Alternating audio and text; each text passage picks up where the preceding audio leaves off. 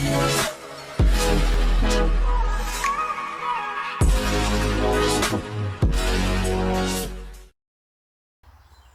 I'd like to make a video explaining why I love to metal detect in the woods. So we're in Bury St Edmunds, we're in Nowton Park. Now this isn't the perfect place to go metal detecting in a woods, which is what this video is about, but everything I'm going to tell you, all the tips I'm going to give you relate to anywhere where there's trees or a forest or a wood. So just listen to what I've got to say, and I'm hoping it'll help someone out there who's maybe a beginner to metal detecting and thinking about going in the woods. There's certain things you need to know, and there's certain reasons why I do it. So I've metal detected all over Europe, I've even been to America, all over England, all over Britain. And I've been in parks, I've been in woodland, I've been on the coast, doing the beaches, I've done every kind of terrain, I've done lots of fields, all kind of terrain you can think of, but I'm always drawn back to woodland. And that's probably because when I lived in Germany, that's where I found all my best finds. And I think there's a reason for that, and I'm hoping these tips and tricks are going to explain why I think the woods are the best place to metal detect. So when I'm looking for woods to metal detecting, the first thing I look at is the trees. If you look, especially in around Britain, fir trees aren't a massive thing. You tend to go into a wood and you get a mixture. Like just over here, we've got a fir tree. Mazzy, if you just want to show them. Everyone knows what a fir tree looks like, but just close in just to show the leaves, because I'm going to go on to that in a moment. A fir tree, an evergreen. And then you've got trees which aren't evergreen, this type of thing. And in Britain, they tend to be very mixed up together. Now, what you're looking for is fir trees, like this one, and I'll explain why in a moment. At the moment, I'm stood underneath a beech tree, and I want to explain why. This is underneath a beech tree. This is the average litter you get underneath one. Look at that. You're talking 6 inches. When you get your metal detector over the top, you're losing 6 inches just by the litter on top. And I can guarantee that's just 1 year's litter. So you think this tree might have been here 100 years, and it's been dropping this on top all them 100 years. You've probably got at least, alright, it's going to get compact, but you've probably got that much of trash from the tree. So anything before 100 years, you're not going to find it. Your metal detector won't go that deep. So now we're talking about the fir trees, the evergreens. This is what we want. Evergreens, they do not lose the leaves. So once a year, over winter, you're not going to get all that mass of litter. It's called litter, isn't it? Leaf litter. You're not going to get that with fir trees. So just as an example, underneath this fir tree, look, very little. There's hardly any litter there, and if you look over here, there's nothing. And it is just after winter now. I can guarantee nobody has touched this winter, but there's no litter on top at all. So you're saving your 6 inches by metal detecting underneath fir trees. I'm talking about fir trees, but it doesn't have to relate just to fir trees. I'm talking evergreens in general. I'm just picking on fir trees because you get fir trees all over Europe, Asia, North Africa even, all over North and South America. They're everywhere. So if you can find a woodland, excuse me, or a forest which is just evergreens, you're in business. That's what you're looking for. The first thing to remember whenever you're metal detecting anywhere, not just woodland, get permission. Now it's very hard to get permission in woodland. It's usually owned by the government, by the local council, by the local state, and most places don't let you metal detect in the woodland. In Britain, I know that for sure. Here we have a permit to do this park, which is why I'm doing this video here. I have done woods which have been privately owned by people and they've let me do there. I've metal detected in woods in Germany where I've spoke to the local police and they've given me permission to metal detect there. So always get permission, because at the end of the day, if you metal detect illegally and get caught, it just makes all the rest of us look bad. So most people, when they go out metal detecting, they think, right, where has there been a lot of people? Where's the footpaths? Let's do over there.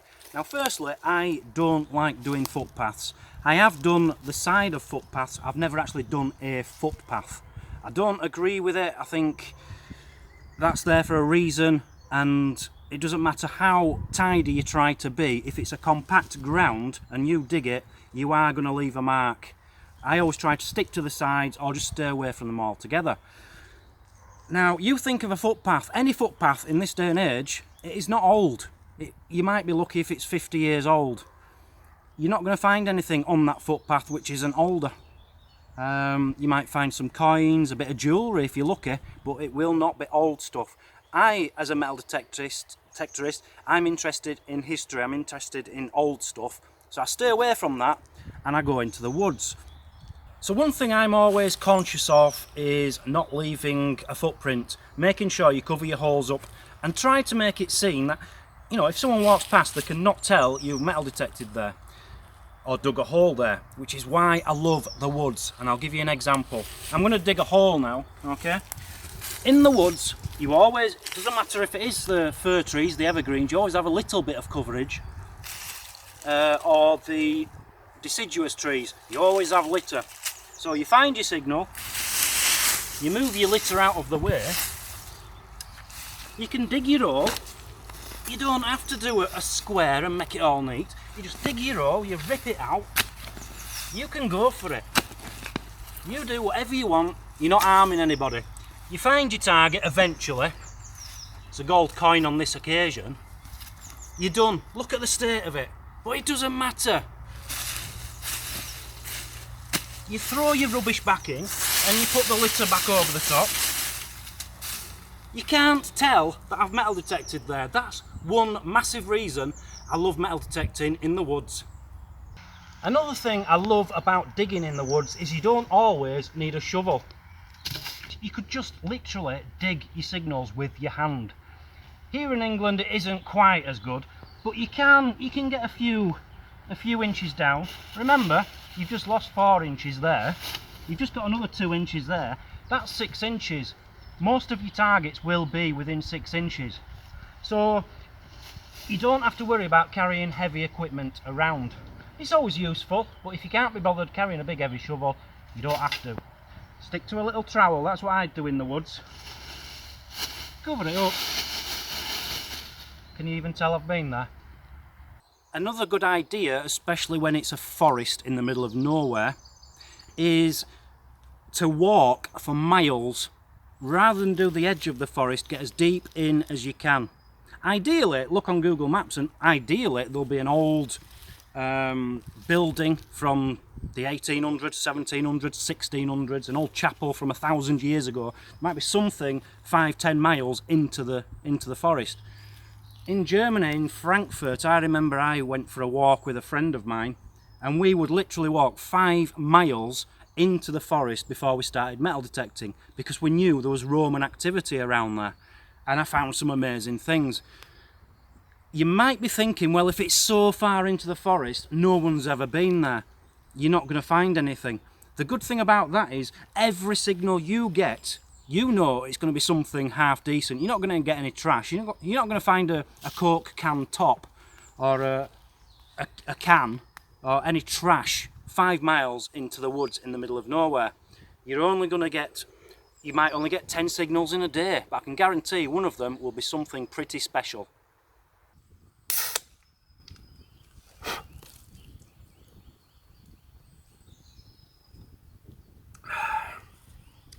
The best part of going into the woods to metal detect is the peace and quiet. You can guarantee in any woods, whether it's had foresters in it or not, you will always find fallen branches, fallen trees. There's always somewhere to sit. You don't have to sit directly on the floor. You can sit, you can relax, you can take a beer with you as well and just enjoy the sound of the birds and the wildlife. And enjoy, especially on a sunny day, there's nothing better. It's better than sitting in your back garden having a barbecue, I can assure you.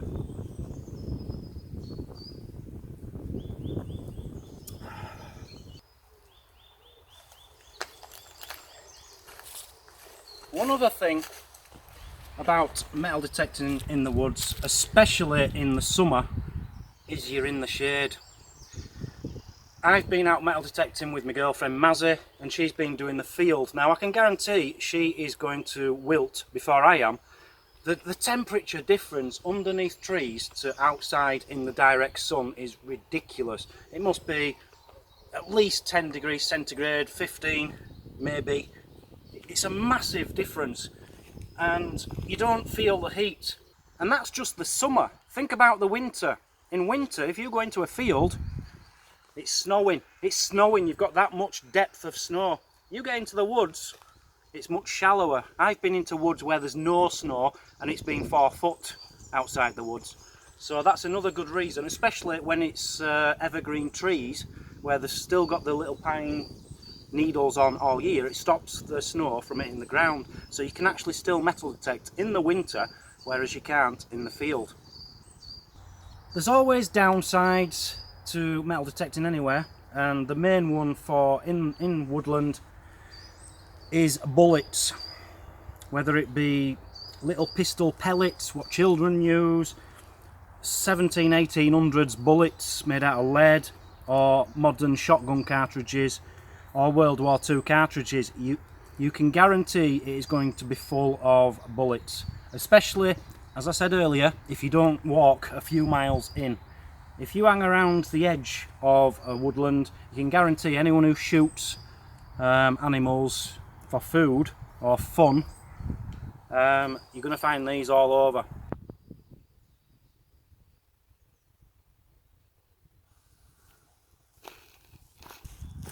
No, no. Now that is a massive no-no for the woods.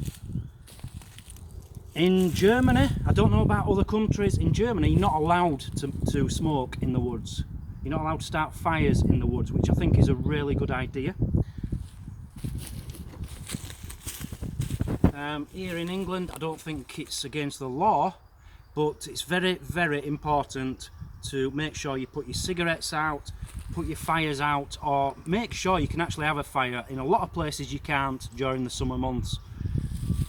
Personally, I don't think you should. I don't think you should be able to have fires. I think it should just be like an autumn to late spring thing when the weather isn't too hot. When it gets to weather like this, it's dangerous. You can easily set fire to woodland, and especially in America, you all know, and on Australia, you know how dangerous forest fires are. So please be very, very careful when it comes to smoking or making fires in the woods. Now, one of the best things about the forest is the wildlife. I absolutely adore it. I've actually gone to the point of picking up wild boar, little baby wild boar. I've had snakes in my hand. I just adore the wildlife. I've had little babies which have, baby birds which have fallen out of the trees and picked them up. I adore it. I just love everything about the wildlife. But you've got to respect it as well. We've got, like, for example here, I don't even know what animal that is. I would guess a rhinoceros or an elephant. Have you seen the size of that? Oh, it is massive. So you've got wildlife everywhere. In England especially, we've got badgers, and I think they're still protected. I'm not sure, but there's animals which are protected everywhere, and you've just got to respect. They live there, you don't. You're just a visitor. But you've also got to remember that they can be dangerous. Now, when I did pick up a wild boar, I was very naive. If its mother had come back, it would have attacked me. And I have been charged by wild boar, which, honestly, from foot to head, they're much bigger than me. They're probably that long and that wide. These things are dangerous. And in America, you've got bears. You've always got to be alert, which is why I always suggest, when you're using a metal detector in the woods, don't use these big, you know, these are all right, but you can get ones which just completely cover your ears and you can't hear what's going on. If you are going to wear something like this, which I often do, I put my metal detector on and I just turn the volume up a bit so I don't have to have them on my ears. I can still hear the bleeps from here, but I can hear what's going on around me, because if you have a bear or a wild boar coming for you and you've got them on, you're not going to know, and they're dangerous. So respect the animals in the forests. Sensible clothing, that's also very important. Now if you can just zoom in or have a good close look at my pants. They were very expensive, but they're like proper hiking pants. They've got like breathable bits here. They're amazing. Cost a lot of money, but they were worth every penny. And you need sensible ones for comfort, to keep yourself cool, but to stop yourself, this is important, from the certain plants you find in forests. Especially in America, you get all that poison ivy stuff, which I've been in myself. It's not nice. In England, you get a lot of brambles, a lot of holly and things like that, where you can get pricks and stuff. As long as you've got good clothing on, it doesn't matter if there's poison ivy, it doesn't matter if there's brambles, it doesn't matter if you're not looking, they will protect you. So it's very important, make sure you've got very good trousers and footwear on. And remember, no metal eyelets on your footwear or buckles. Right, I'll leave it at that. I hope it's helped somebody. I'm going to relax now in the most beautiful setting with my beer. Hope it helps someone. See you all later. Goodbye.